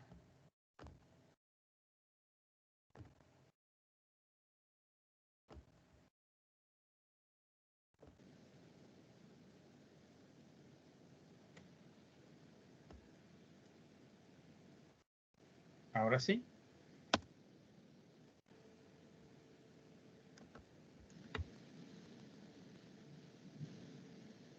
Menina e defea pele ia deu okeleos.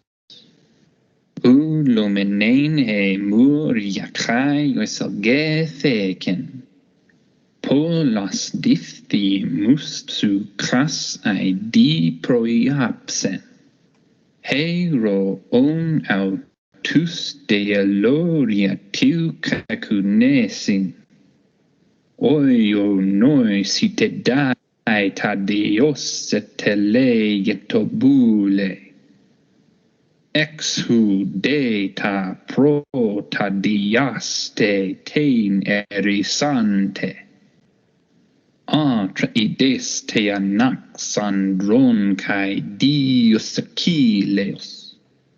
Tis tars vo etheon eridixune eke makestai.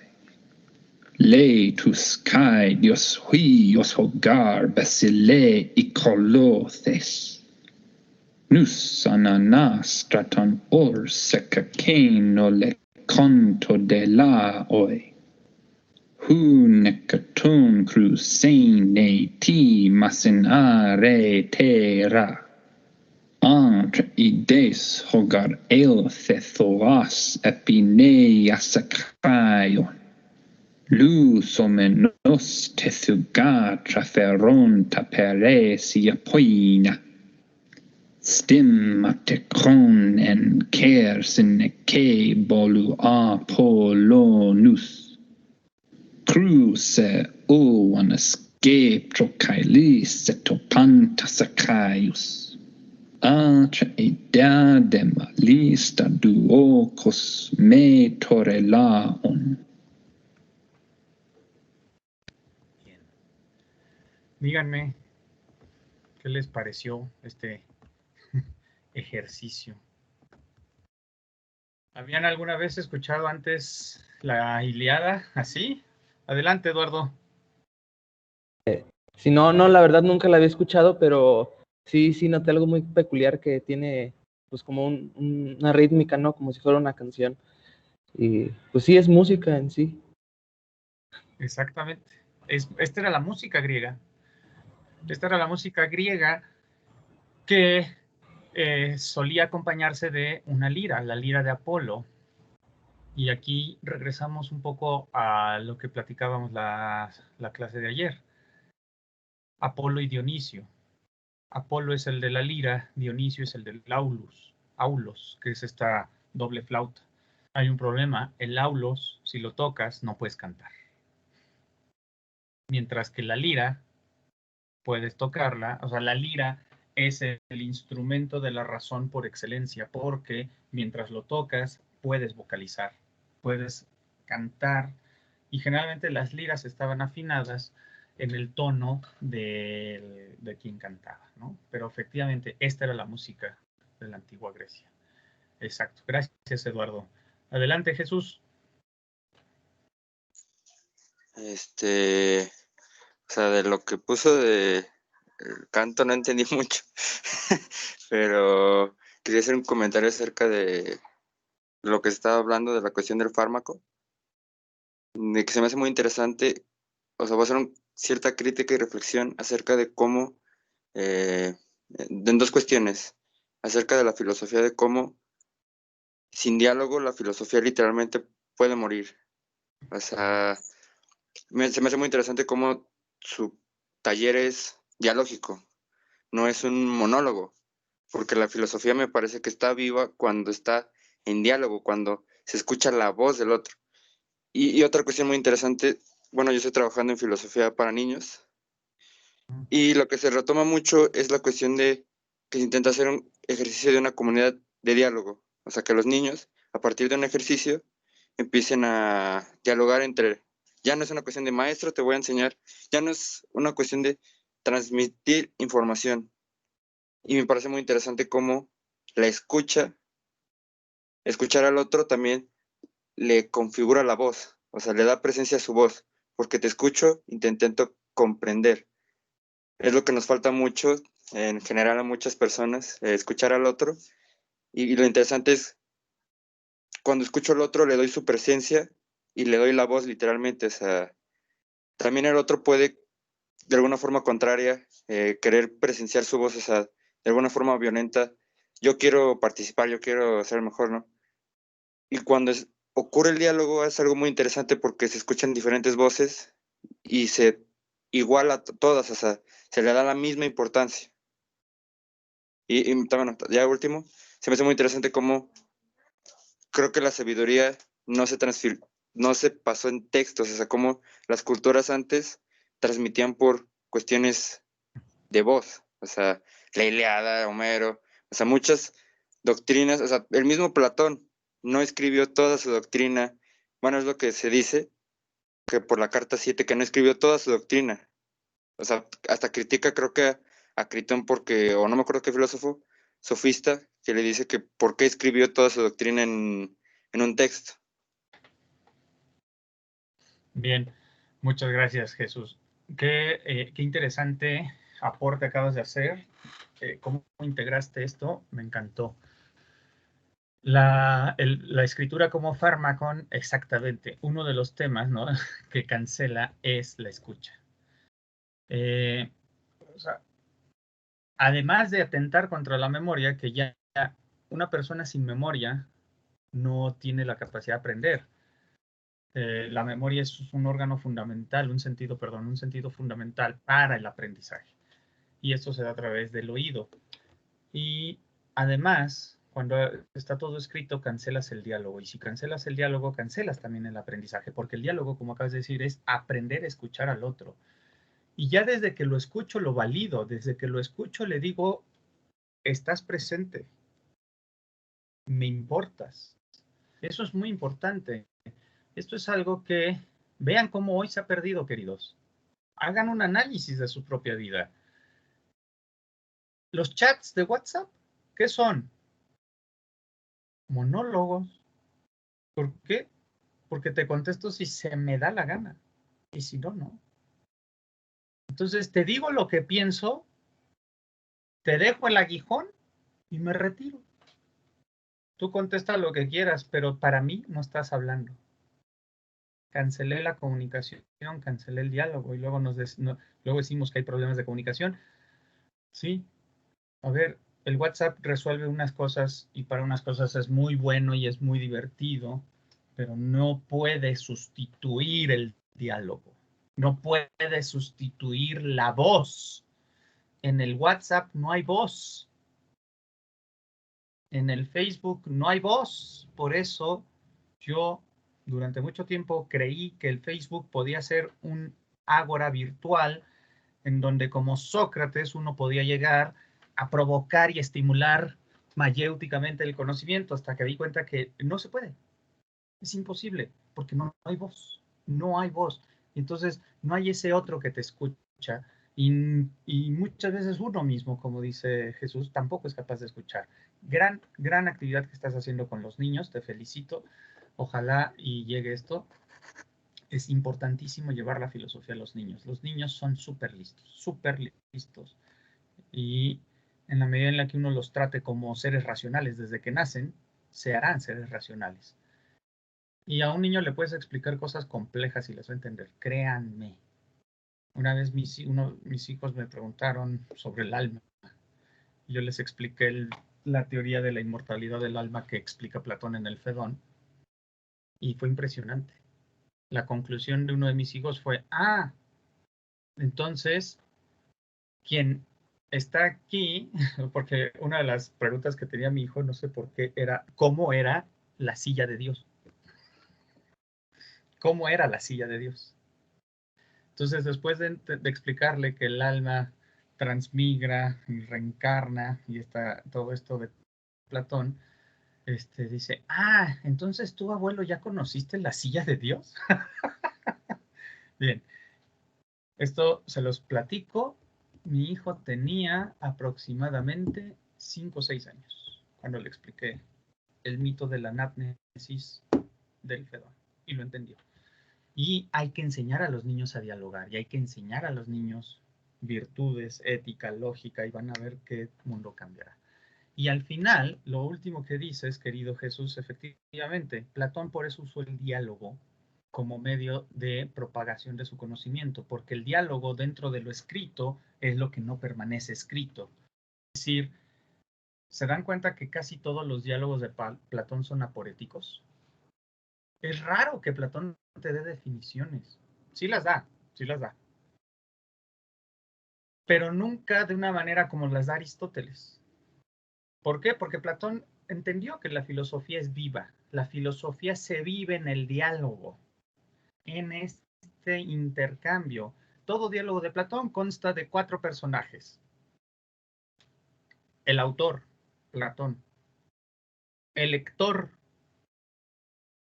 y los al menos 2 interlocutores que todo diálogo tiene. Un Sócrates y un Trasímaco. Un Sócrates y un Fedro. Un Sócrates y una Diotima. Al menos siempre hay 4 personas en un diálogo de Platón. Y una de las razones por las cuales a mí me gusta Platón tiene que ver con mi infancia. Desde niño me gustan los rompecabezas. Y los rompecabezas, ¿qué es? Tienes un montón de piezas y tienes que ver cómo embonan una con otra. Los 36 diálogos de Platón o las 36 obras de Platón que tenemos son eso. Hay veces que la pregunta que dejó pendiente en el Hipias te la vas a encontrar respondida en el Timeo. Y dices, desgraciado, me hiciste leer todo esto para llegar ahí. Sí, es así, ¿no? Y es que es eso, es escuchar qué me está diciendo el autor. No lo que yo quiero que me diga el autor, ¿qué es que me está diciendo? Muy importante. Y por eso dijo Platón en la carta séptima, como bien lo recuperó Jesús, lo más importante de su filosofía no lo dejó escrito. ¿Por qué? Porque eso solo lo puede descubrir el iniciado. Muchas gracias, Jesús. Finalmente, Alan.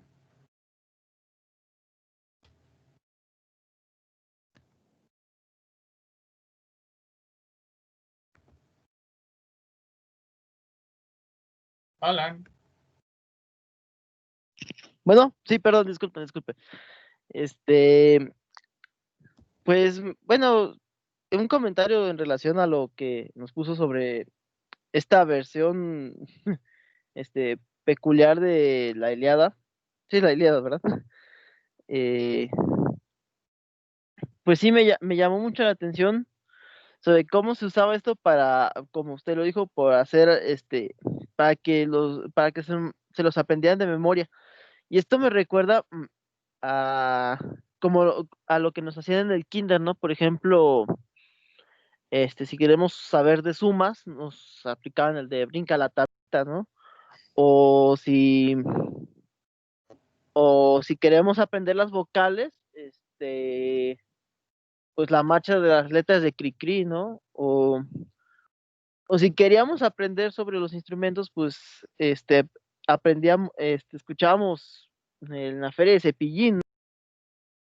Entonces eso me recuerda que cómo también la música funciona se me fue, como algo pedagógico, ¿no? No solamente para aprenderlo de memoria como algo, sí, como algo mnemotécnico, sino también para comprenderlo, ¿no? De hecho, eso que mencionas, Alan, es absolutamente cierto. Uno se aprende más rápido la letra de una canción que el parcial de historia. ¿Por qué? Pues porque la letra tiene un ritmo, es un reforzador activo. Entonces, ya que vimos esto de cómo el oído ayuda a la memoria y la memoria al aprendizaje, ahora entienden por qué la música evoca tantos recuerdos. Que la música hace que el recuerdo se fije. La música es como un adherente, ¿no? Es como un barniz. Cuando tú pintas un mueble, si no lo barnizas, se va a ir despegando la pintura, se va a ir despostando. Para que ese mueble se mantenga con el tono y todo, lo que tienes es que barnizarlo y se conserva, se adhiere. La música es ese adherente, es ese barniz del aprendizaje que nos ayuda a reforzar y a retener. Pero además, ya que lo dijiste, hay una razón. Música, en griego, se dice musiqué, pero musiqué no necesariamente solo alude al arte sonoro, alude al arte de las musas. ¿Por qué? Y ustedes recordarán, hay 9 musas. ¿Y las musas son hijas de quién? Las musas son hijas de Zeus, el dios Zeus, y una titán. La titán se llama nada más y nada menos que Mnemosine. ¿Y Mnemosine qué significa? Esta titán representaba ¿qué?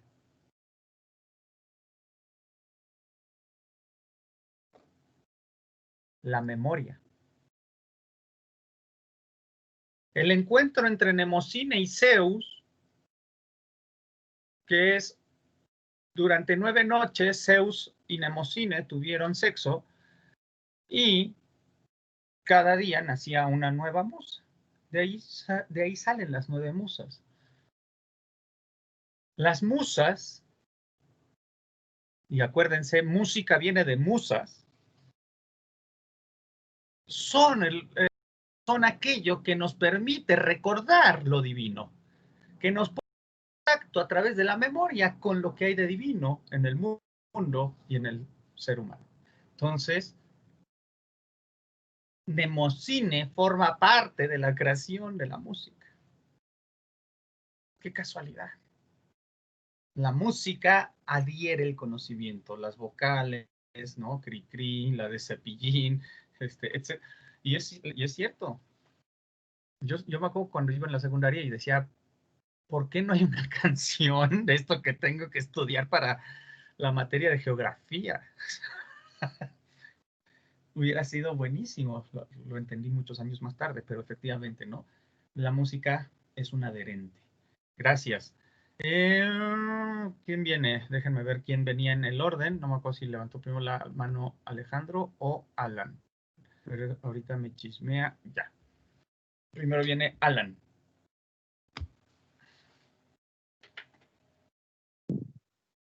Ay, perdón, es que no, se me había dado bajar la mano, perdón. Ah, no te preocupes. Adelante, Jesús. Digo, Alejandro. Gracias. Bueno, esto que dice con respecto a que el oído es algo muy importante para poder estar en el mundo, me recuerda bastante a Heidegger y una de las condiciones del Dasein, de la necesidad de estar en el mundo, de poder hablar, pues, y algo que menciona es que incluso el estar solo es una manera incompleta del estar con los otros, porque siempre hay como una cierta conversación interna cuando uno está en introspección.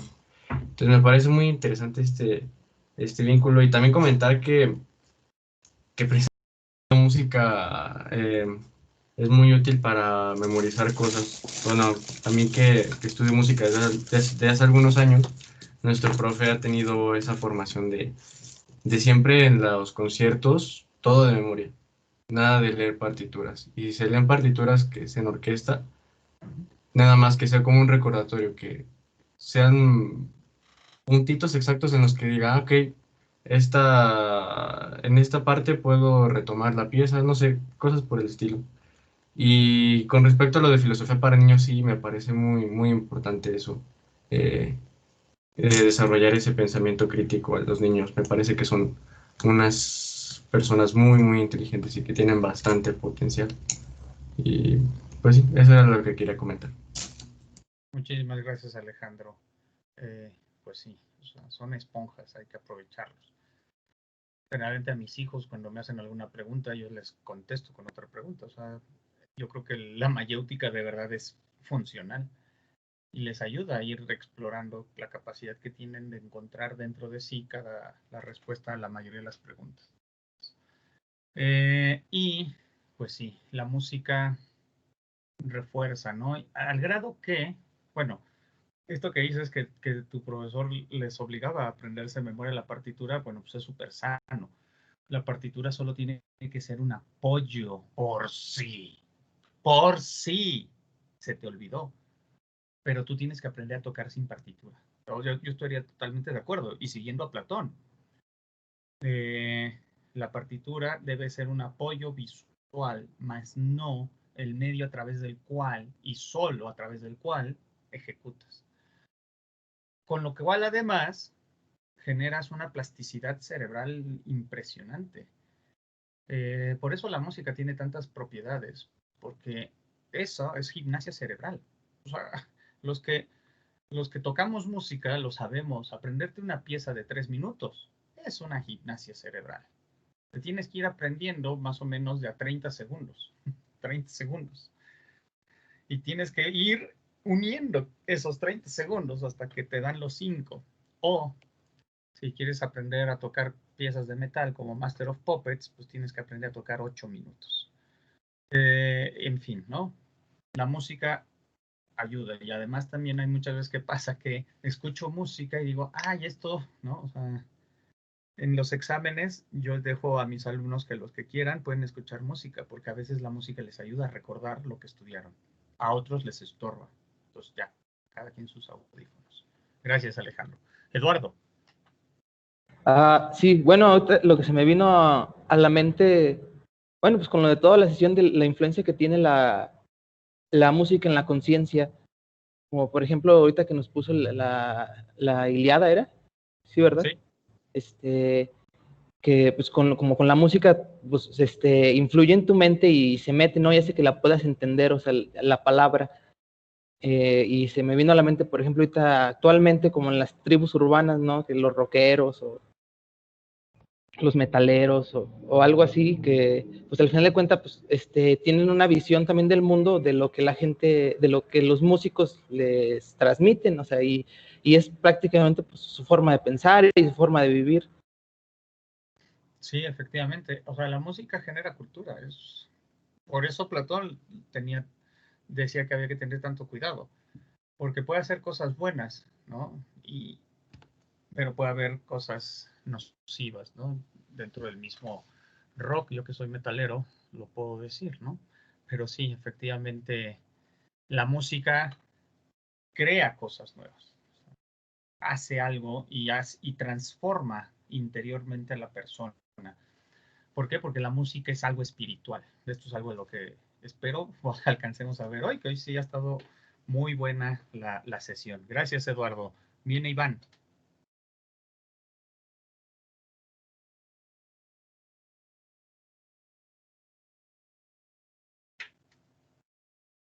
¿Ya no, Iván?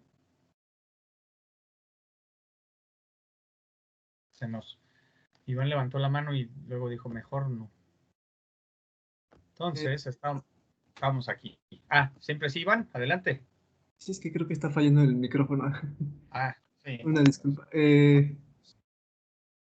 Algo que a mí yo viví algún tiempo fue eso de la que la música puede llegar a provocar. Y en secundaria tuve una maestra de matemáticas que todas las sesiones siempre ponía música, pero era una música muy extraña que yo no entendía y siempre me molestaba, como que me estorbaba en ese sentido. Y yo le agarré odio a las matemáticas, entonces no podía aprenderlas bien y todo esto. Y ya fue hasta que tiempo después, pues ya salí de secundaria y todo, cuando vi matemáticas más adelante y todo esto de cálculo y eso se me hizo tan entretenido y tan fácil y ya como con otro tipo de música que más agrado fue como que más fluidez a la hora de aprenderlo. Sí, qué bueno que pudiste disfrutar después, porque lamentablemente es cierto, muchos profesores hacen que odiemos ciertas materias que si nos las explican de una manera diferente, serían divertidísimas. Yo no creo que haya una materia aburrida. Hay profesores que no saben explicar de una manera didáctica. Y la música podría ser un buen estímulo, pero puede ser para bien o para mal, ¿no? Gracias, querido Alan. Digo, Iván. Jesús, acabas de levantar la mano. Ya nada más para no hablar mucho. Algo muy interesante que me parece, cuestión también, música y todo eso. Quería algo último que comentar relacionado con escuchar al otro. También muy importante escucharse a sí mismo, o sea, escuchar lo que uno dice, porque he notado cuando yo me escucho, veo qué defectos o qué fallas puedo tener al hablar. O sea, también un pensamiento, bueno, es lo que se llama filosofía para niños, y creo que es lo que se está retomando en cuestión de pensamiento crítico. O sea, pensamiento crítico también es esa cuestión, que incluye otros caracteres como el valorativo y otras cuestiones en donde no solo escuchas al otro, sino también escuchas lo que estás diciendo. Que también es algo muy importante porque la mayoría de las veces que menciona el ejemplo de cuestiones de una persona, que la vista a veces nos engaña. O sea, que no vemos, digamos, la esencia de la persona, y si la escuchamos, podemos notar cómo literalmente ella con su propia voz se mata. O sea, en el sentido de, está, no sé si de alguna manera está diciendo su inconsciente, o sea, diciendo muchos caracteres que ni él se dé cuenta. ¿Por qué? Porque no escucha al otro ni se escucha a la otra persona. Es lo que he estado analizando mucho con algunas experiencias que he tenido, cómo las personas, yo a veces, yo siempre las dejo que ellas hablen para que de alguna manera solitas se maten. Qué interesante, pero efectivamente. Y uno llega a eso cuando uno, como bien dices, no se escucha uno. A mí me ha pasado, ¿no? Y a lo mejor a ustedes, y si no, háganlo. Cuando estén en un diálogo con una persona y esta persona está empezando a perder los estribos, a perder la cordura, háganle esa pregunta. ¿Te estás escuchando? Vas a ver cómo cambia. O una de dos. Se enoja y se retira y te insulta, que es la actitud típica de quien no quiere escuchar, de quien no quiere aprender, de quien no quiere usar el logos. O se escucha y se cambia y se adhiere al logos. Escucharse es adherirse al logos. O sea, y cuando te escuchas, entonces ya puedes transmitir lo que eres de una manera saludable. Porque de lo contrario, como bien dices, en esa escucha del otro, muchas veces lo que ves es que el otro está revelando su inconsciente de una manera nefasta, ¿no? Les iba a poner algo aquí, pero como ya faltan 3 minutos para que se acabe esto, mejor quiero que escuchen. ¿Alguna vez han escuchado los planetas? Que tengo que... Se me olvida esto del audio. ¿Alguna vez? Bueno, les voy a poner a qué suena Saturno. Y con esto cerraríamos la sesión del día de hoy. No les voy a poner los 14 minutos de Saturno, solo con unos. ¿Por qué? Esto es algo que la NASA realizó. A ver, como dijimos, todo está en vibración, por lo tanto todo emite un sonido y todo emite algo. Entonces, ¿a qué suena Saturno?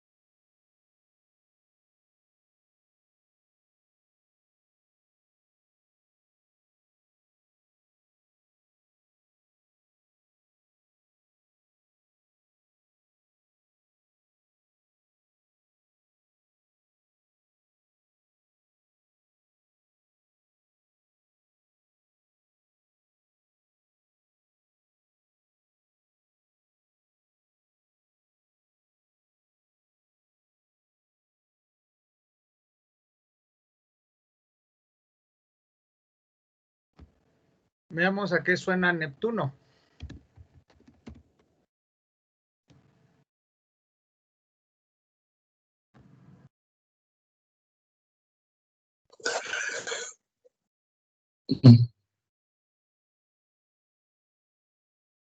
Disculpe, creo que no se está escuchando. Ah, esto ya no se escuchó. No, no escuché en el primer planeta tampoco. En el primer planeta tampoco. Estas cosas. A ver. Incluir sonido. Ya. Entonces déjenme regreso. A ver, vamos a ver este, que trae un poco de todo. Me dicen si lo escuchan. ¿Se escucha? Sí. Sí suena el sol.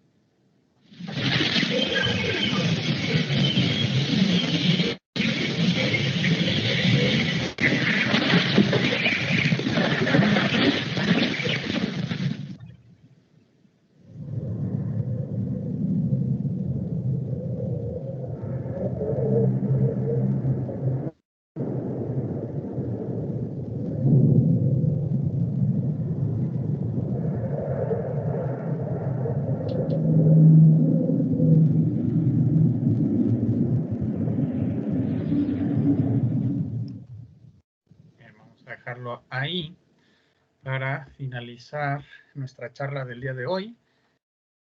Pues muchas gracias nuevamente por prestarme este espacio, por prestarme sus oídos para dialogar juntos sobre este tema que es la filosofía de la música. Que tengan un excelente martes. Nos vemos mañana a la misma hora. Gracias, igualmente. Gracias. Gracias. Hasta luego, hasta luego. Gracias. Hasta luego. Hasta luego. Hasta luego, Jorge. Gracias. Entonces, abandono la sesión. Está Aguirre. No se vayan todavía ustedes. ¿Qué pasa de lista? Ya se fueron más de la mitad, chale. Ni Pepe. A ver con los que están. ¿Y no hay una forma como que para que revises quiénes se conectaron o algo así? Podría descargar la lista de asistencia, pero como que se van conectando bien irregularmente, dejaría algunos fuera. Pero mira, ahorita voy a pasar lista a los que están y ya con las participaciones y todo eso, pues también. A ver, Va. no está Aguirre, ¿verdad? Hoy no se conectó. Rocío. Yo sí lo vi. Alan sí lo vi. Becerra, Rosalinda, a Rosalinda la ven por aquí.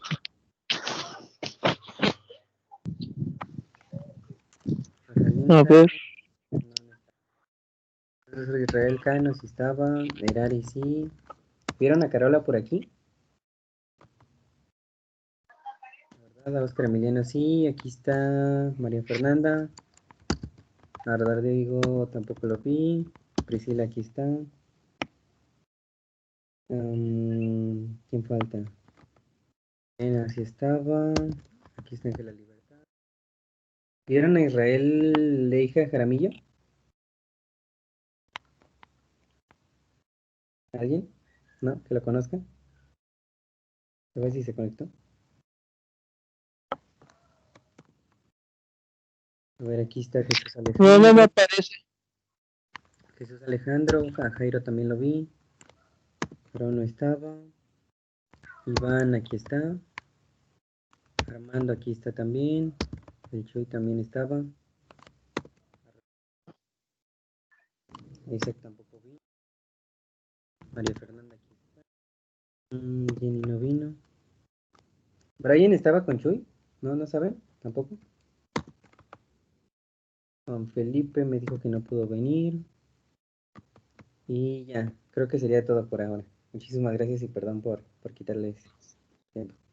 Voy a entrar a la de Filosofía Oriental. Y nada, tengan bonito día. Es a la 1, ¿verdad? Sí, esa hasta la 1. Ah, Tienen tiempo para comer y todo. Es Bueno. todo. Voy a finalizar la sesión. Bueno, Bye. adiós.